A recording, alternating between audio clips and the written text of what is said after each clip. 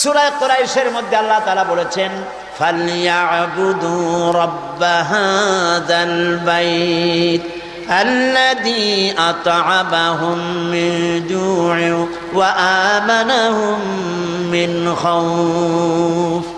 যদি বাঁচতে চাও ফালইয়াবুদু রাব্ব হাযাল বাইত, এই ঘরের মালিকের ইবাদত করো। কোন ঘর? কাবা শরীফ। কাবা শরীফ, এই ঘর, এই কাবা শরীফের মালিক কে? আল্লাহ। আল্লাহর ইবাদত করো। আল্লাহর ইবাদত করলে কি হবে?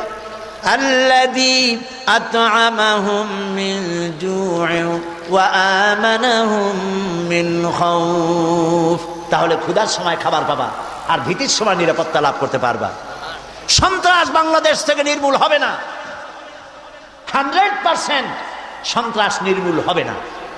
100% সন্ত্রাস যদি নির্মূল করতে চাই, কোরআনের আইনের কোনো বিকল্প নাই। সুবহানাল্লাহ।